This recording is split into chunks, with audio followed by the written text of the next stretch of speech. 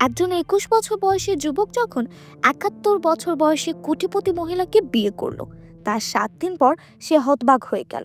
তার পায়ের নিচ থেকে যেন মাটি সরে গেল। এই মহিলার কাম উত্তেজনা এতটাই বেশি ছিল যে প্রতি রাতে যুবকের সঙ্গে যা যা করতো তা যদি আপনি দেখেন নিজেকে নিয়ন্ত্রণ করতে পারবেন না। তারপর ওই যুবক ওই মহিলাকে কি করলো তা জানলে আপনার আত্মা কেঁপে উঠবে। তবে যারা ১৮ বছরের কম বয়সী তারা অবশ্যই এই ভিডিওটি ছেড়ে চলে যান, কারণ এই ভিডিওতে অনেক অনুপযুক্ত দৃশ্য দেখানো হয়েছে। ঘটনাটি বিস্তারিত জানতে ভিডিওটি না টেনে শেষ পর্যন্ত দেখতে থাকুন। টেনে দেখলে কিছুই বুঝতে পারবেন না, তাই না টেনে শেষ পর্যন্ত দেখতে থাকুন। বন্ধুরা, আর্জুন শর্মা মাত্র ২১ বছর বয়স, কিন্তু জীবনটা যেন তার উপর দিয়ে ঝড়ের মতো বয়ে গেছে। তার মা রাধারানী শর্মা এখন হাসপাতালের বেডে দিন গুনছেন। ডাক্তাররা সাফ বলে দিয়েছেন বিদেশে অপারেশন না হলে আর মাস দুয়েকের বেশি সময় নেই। খরচ প্রায় ৭৫ লাখ। আয়োজনের পকেটে ৭৫,০০০ও নেই। ১৮ বছরের ছোট বোন রিয়া টপ কলেজে চান্স পেয়েছিল, কিন্তু ফি না দেওয়ায় কলেজ থেকে নোটিশ এসেছে, আর ১ মাসের মধ্যে টাকা না দিলে ভর্তি বাতিল। আর্জুন নিজেলে ছাত্র, পড়াশোনার সঙ্গে একটা ছোট ল ফার্মে ইন্টার্নশিপ করে। মাসে যা আসে তাতে ঘরের খরচ আর মায়ের ওষুধও পুরোপুরি উঠে না। বাবার পুরনো ঋণের জন্য পাওনাদাররা বারবার দরজায় দাঁড়িয়ে গালাগালি দেয়। বোনের বই কেনা এখন স্বপ্ন। এক সন্ধ্যাবেলা আর্জুন একটা ভাঙা চায়ের দোকানের বেঞ্চে বসে মাথায় হাত দিয়ে ভাবছিল আর কতদিন। হঠাৎ তার পেটে একটা ঠান্ডা স্পর্শ, যেন কেউ আঙ্গুল দিয়ে তার নাম লিখছে। মাথা তুলতেই দেখল সামনে দাঁড়িয়ে এক রহস্যময়ী মহিলা, বয়স ৭১-এর কাছাকাছি, কিন্তু শরীর এখনো টান টান। সাদা শরীরের উপর হীরের নেকলেস ঝিকমিক করছে, ঠোঁটে গাঢ় লিপস্টিক, আর চোখ দুটো এমন গভীর, এমন জ্বলন্ত যে আর্জুনের বুকের ভিতরটা কেঁপে উঠল। মহিলা আসলেন, একটা ধীর ও বিপজ্জনক হাসি। তোমার নাম অর্জুন শর্মা, তাই না? চায়ের কাপ আর্জুনের হাত থেকে প্রায় পড়ে যাচ্ছিল। আপনি কি কি করে জানলেন? মহিলা এক পা এগিয়ে এলেন, এত কাছে যে আর্জুন তার পারফিউমের গন্ধ পেল, ভারী, মাদকতাময়। তোমার মা রাধারানী, তোমার বোন রিয়া, আর বাবার ৪৮ লাখের ঋণ, আমি সব জানি। আর্জুনের গলা শুকিয়ে গেল। আপনি কি? মহিলা চোখ টিপে হাসলেন। বিজয়লক্ষ্মী রায়, রায় এম্পায়ারের মালকিন, যাকে লোকে বলে দেশের সবচেয়ে ধনী, সবচেয়ে বিতর্কিত, আর সবচেয়ে খিদে ভরা বিধবা। আর্জুনের মাথা ঘুরে গেল। সেই বিজয়লক্ষ্মী রায়, যার নামে পাতায় পাতায় স্ক্যান্ডাল, যার পার্টিতে শুধু বড় বড় লোকেরাই যায়। আমার কাছে কি চান আপনি? আর্জুন কাপা গলায় জিজ্ঞেস করলো। বিজয়লক্ষ্মী রায় আরেক পা এগিয়ে এলেন, তার ঠোঁট এখন আর্জুনের কানের একদম কাছে। তার গরম নিঃশ্বাস আর্জুনের শরীরে কাঁচা দিয়ে উঠল।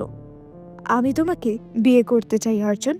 আমার টাকা, আমার সাম্রাজ্য, আমার সব তোমার হবে, শুধু একটা শর্ত, তুমি আমার আইনি স্বামী হবে। আর্জুনের পায়ের নিচ থেকে মাটি সরে গেল। ৭১ বছরের কোটিপতি বিধবা সত্যিই তাকে বিয়ে করতে চান, নাকি এটা তার জীবনের সবচেয়ে বিপজ্জনক ফাঁদ? এটা কি কোনো ঠাট্টা? আর্জুনের গলা কেঁপে গেল। না। বিজয়লক্ষ্মী রায় একদম শান্ত, গভীর স্বরে বললেন, এটা একটা সিরিয়াস প্রস্তাব। তিনি এক পা এগিয়ে এসে আর্জুনের চোখে চোখ রেখে বললেন, তুমি যদি আমার সঙ্গে বিয়ে করো, তোমার মায়ের পুরো চিকিৎসা আমি করাবো, বিদেশের সেরা হাসপাতাল, কোনো খরচ তোমাকে ভাবতে হবে না। তোমার বোন রিয়ার পড়াশোনা থেকে শুরু করে বাবার সব ঋণ একসঙ্গে শেষ করে দেব। আর্জুনের মনে হচ্ছিল সে কোনো অলৌকিক স্বপ্নের মধ্যে আছে। আর বিনিময়ে সে ধীরে ধীরে জিজ্ঞেস করল। বিজয়লক্ষ্মী রায় হালকা হেসে বললেন, শুধু আমার আইনি স্বামী হয়ে থাকবে, বিয়েটা কাগজে কলমে হবে। তোমার ব্যক্তিগত জীবনে আমি কখনো হাত দেব না, তুমি পুরোপুরি স্বাধীন। প্রস্তাবটা আর্জুনের কানে যেন স্বর্গের সঙ্গীত, কিন্তু তার বুকের ভেতরে একটা ঠান্ডা ভয়ও জেগে উঠল। দেশের সবচেয়ে ক্ষমতাশালী মহিলা কেন তার মতো একটা সাধারণ ছেলেকে বেছে নিলেন? তোমার একটু সময় লাগবে ভাবার জন্য, বিজয়লক্ষ্মী রায় প্রশ্ন করলেন। আর্জুনের মাথা ঘুরছিল। এটা ফাঁদের মতো লাগছে, কিন্তু রাজি হলে তার মা বাঁচতে পারে, বোনের স্বপ্ন বাঁচতে পারে, আর তার নিজের জীবন এক লুহুমায় পাল্টে যেতে পারে। সে গভীর শ্বাস নিয়ে বলল, আমাকে আরেকটু ভাবার সময় দিন।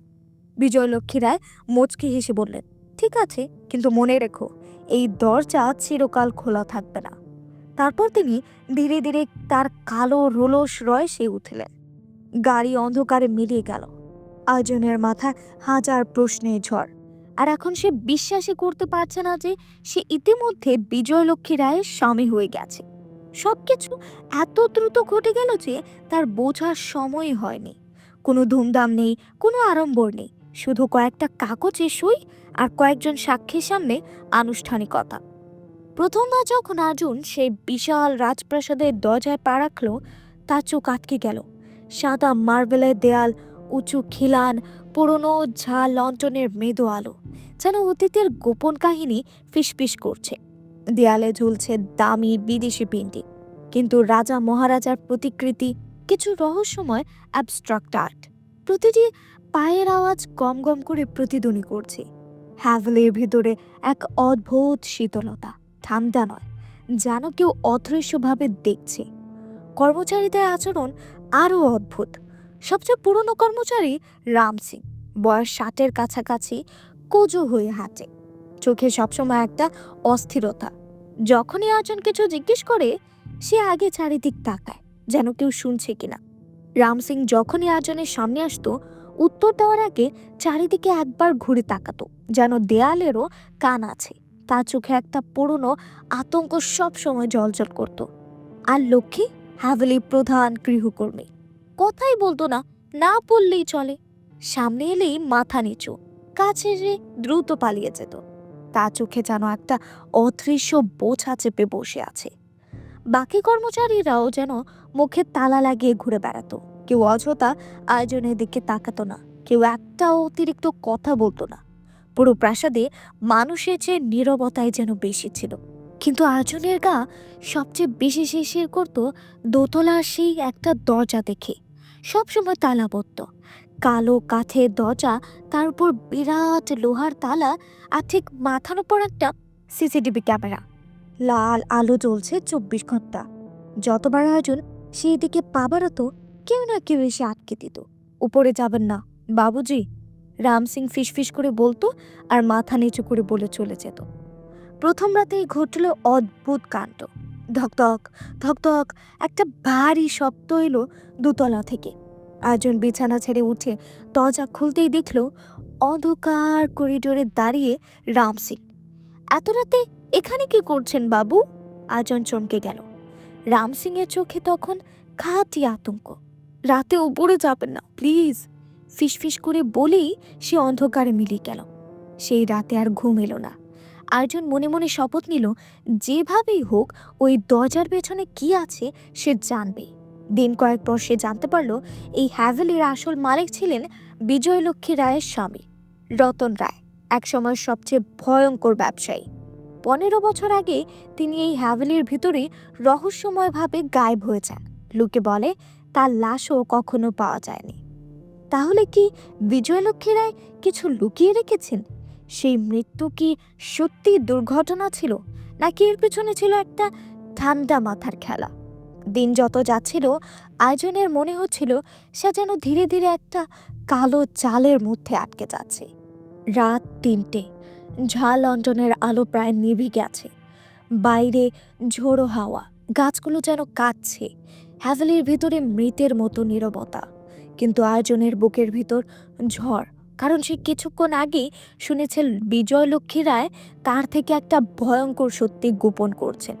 সে এখনো জানে না সেটা কি, কিন্তু যখন জানবে ততক্ষণে হয়তো সব শেষ হয়ে যাবে।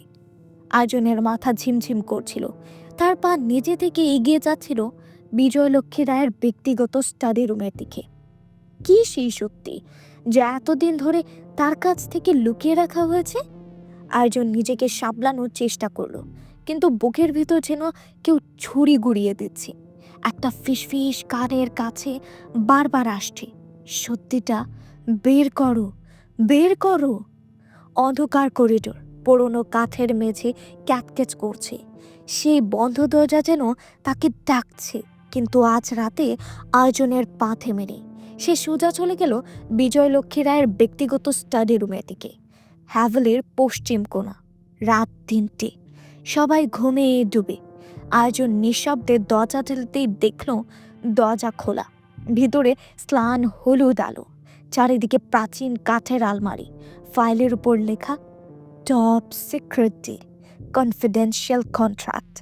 কিন্তু টেবিলের উপর একটা মোটা খাম আর তার চোখে পড়তেই আয়োজনের হৃদয় কানে ধকধক করতে লাগলো। সে কাপা হাতে খামটা খুলল। ছবি, পুরনো হলদে হয়ে যাওয়া ছবি, দুজন পুরুষ পাশাপাশি দাঁড়িয়ে। একজন তার বাবা অজয় শর্মা, অন্যজন রতন রায়, বিজয় লক্ষ্মী রায়ের স্বামী। আয়োজনের গলা শুকিয়ে গেল। বাবা আর রতন রায় একসঙ্গে, ছবির সঙ্গে কয়েকটা হাতে লেখা চিঠি। প্রথম চিঠির প্রথম লাইনেই যেন বিদ্যুৎ খেলে গেল। বিজয় লক্ষ্মী, তুমি আমার জীবন শেষ করে দিয়েছ, আমার টাকা লুটেছ, পরিবার ছিনিয়ে নিয়েছ, ব্যবসা ধ্বংস করেছ। একদিন তুমি এর দাম দেবে। দ্বিতীয় চিঠি আরো ভয়ঙ্কর। কাল সকালে যদি আমি বেঁচে না থাকি তবে জেনো শুধু বিজয় লক্ষ্মী দায়ী। সে আমার সবচেয়ে কাছের বন্ধু অজয় শর্মাকেও আমার বিরুদ্ধে লেলিয়ে দিয়েছে।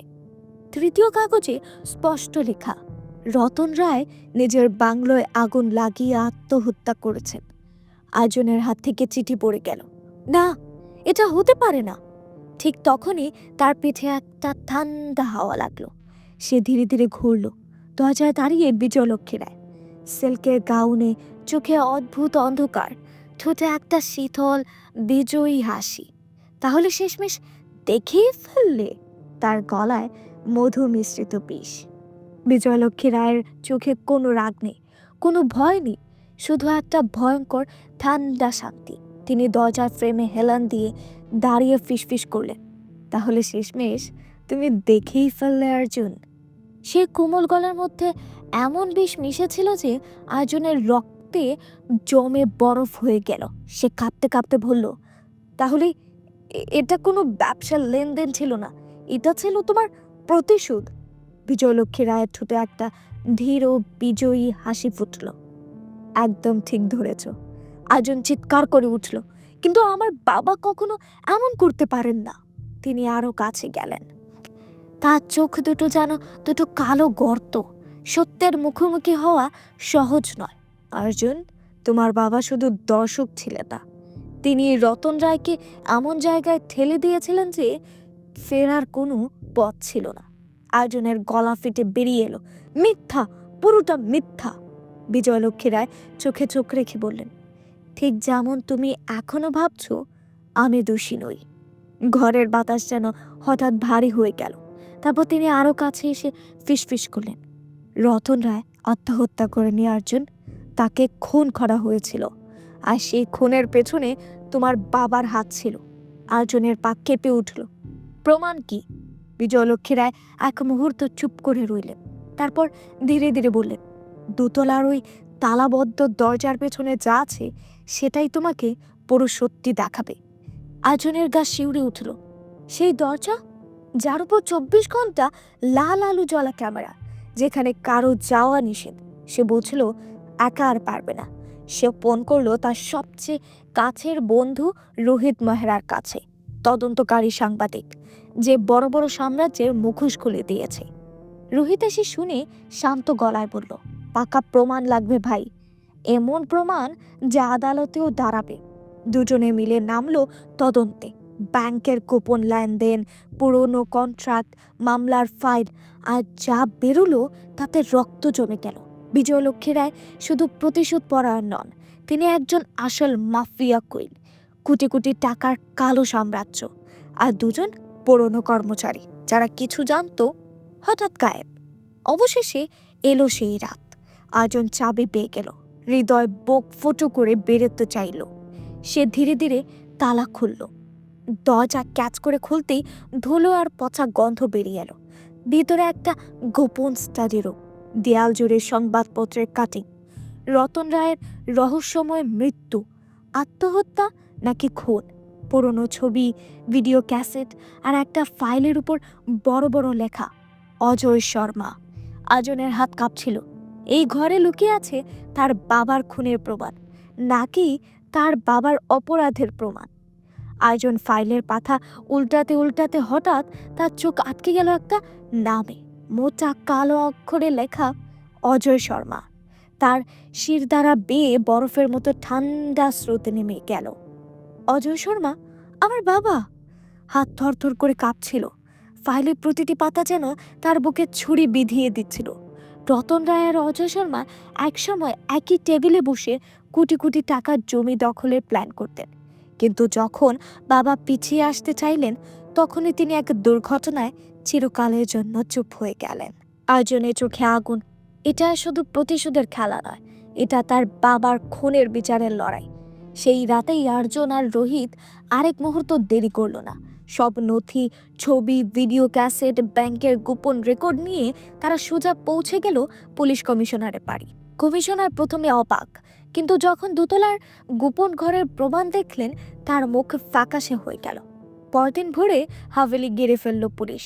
বিজয়লক্ষ্মী রায়কে হাতকড়া পরানো হলো। তিনি ঘুরে দাঁড়ালেন, চোখে উন্মাদ ঘৃণা, ঠোঁটে একটা ভয়ঙ্কর হাসি। তোমরা ভাবছো আমাকে ধরে ফেলেছ? আয়োজন শান্ত, দৃঢ় গলায় বলল, হ্যাঁ, তোমার এই ঘৃণাই তোমাকে শেষ করে দিয়েছে। তার সাম্রাজ্য ধুলোয় মিশে গেল। হাভেলির নিলামে উঠল। কোটি কোটি টাকার সম্পত্তি সরকার বাজেয়াপ্ত করে পেল। কর্মকর্তারা আয়োজনকে জিজ্ঞেস করলেন, এই হাভেলিটা কি তুমি নিজের নামে নেবে? আয়োজন এক মুহূর্ত না ভেবে বলল, না, এই দেয়ালে শুধু রক্ত আর বিষের গন্ধ। আমি নিজের পথ নিজেই গড়ব। কয়েক বছর পর আয়োজন ইঞ্জিনিয়ারিং শেষ করে খুলল নিজের tech company, new horizon take.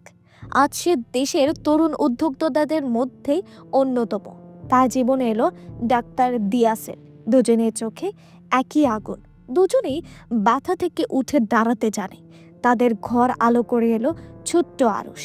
আরুষকে কোলে নিয়ে আয়োজন মনে মনে শপথ নিল, তোকে আমি এমন জীবন দেব যে জীবন আমার কাছ থেকে ছিনিয়ে নেওয়া হয়েছিল। কোনো ছায়া, কোনো অন্ধকার তোকে ছুঁতে পারবে না। এখন সে আর কারো ছেলে বা কারো প্রতিশোধের শিকার নয়। সে শুধুই আয়োজন শর্মা, যে নিজের হাতে নিজের ভাগ্য লিখেছে। তবু কিছু রাতে ঘুম ভেঙে যায়। সেই পুরনো দরজা, সেই ধুলো ঢাকা ঘর, সেই রক্তের গন্ধ আবার ফিরে আসে। কিন্তু এখন আর ভয় লাগে না, কারণ সে জেনে গেছে ন্যায়ের লড়াই কখনোই শেষ হয় না। এটা প্রজন্ম থেকে প্রজন্ম চলতেই থাকে, আর সে তার ছেলের হাতে সেই জ্বলন্ত মশাল তুলে দিয়েছে। বন্ধুরা, তোমরা কি ধরনের গল্প আরো শুনতে চাও? প্রতিশোধের, রহস্যের, নাকি আরো বড় কোনো টুইস্ট? কমেন্টে বলো। নেক্সট পার্ট লিখে দাও। আর চ্যানেলটা সাবস্ক্রাইব করে বেল আইকনটা টিপে দাও, যাতে পরের গল্পটা মিস না করো। ধন্যবাদ। ভালোবাসা আর দেখা হবে খুব শীঘ্রই।